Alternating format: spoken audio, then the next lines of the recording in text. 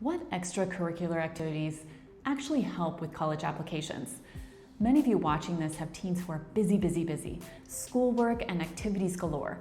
They're hearing at school and on TikTok about extracurricular activities that will give them an edge on their college applications.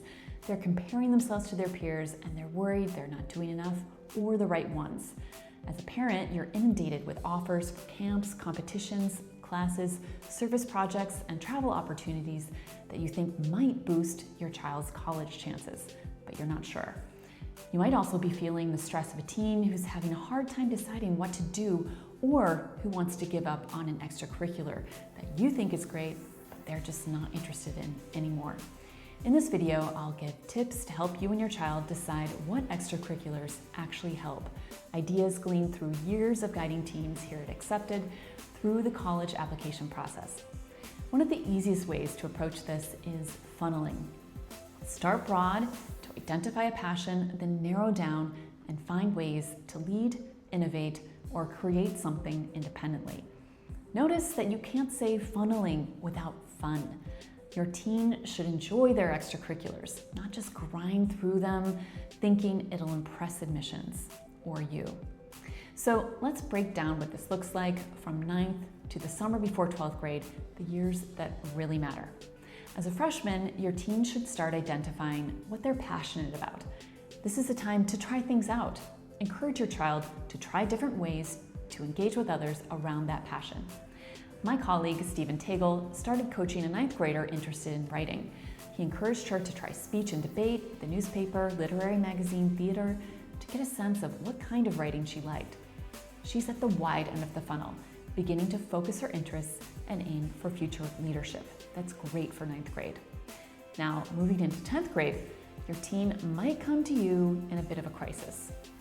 This is the year when several of the students I've worked with start to face hard choices. They might have to pick between two great activities that happen at the same time. This was the case for a 10th grader I'm working with who's got stellar grades, plays a sport, and does debate club. She had to decide between two activities that would meet at the same time, a school-run mentor program that she thought might give her a better chance to be elected to a student council office or to remain on her student school debate team. As much as she loves her school, the leadership activities seemed very prescribed rather than original. She needed to start going deeper into what she's passionate about, which means sticking with debate where she's a rising star on the team.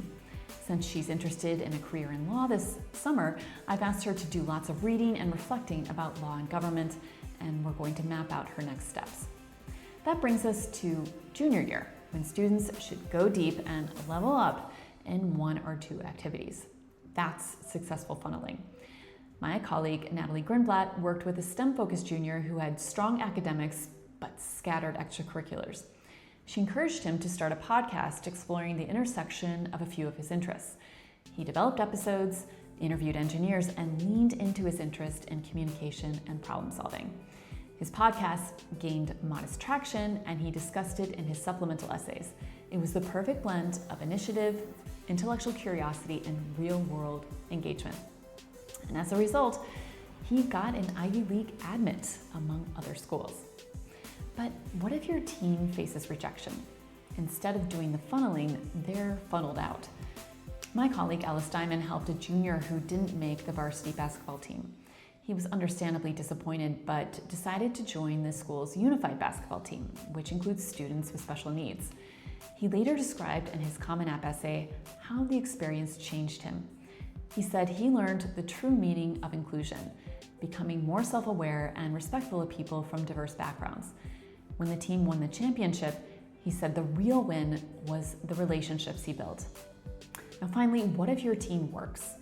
I coached a senior who was a computer whiz, had no traditional school leadership roles, but worked as a lifeguard. On his first day, he was asked to teach a swim class. He had no idea what to do, but quickly realized he could save lives if he taught well.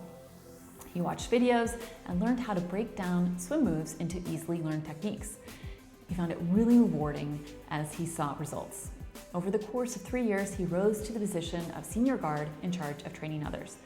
We highlighted this on his UC and Common App and he was admitted to several UCs, Oberlin, and a state honors program with a full scholarship.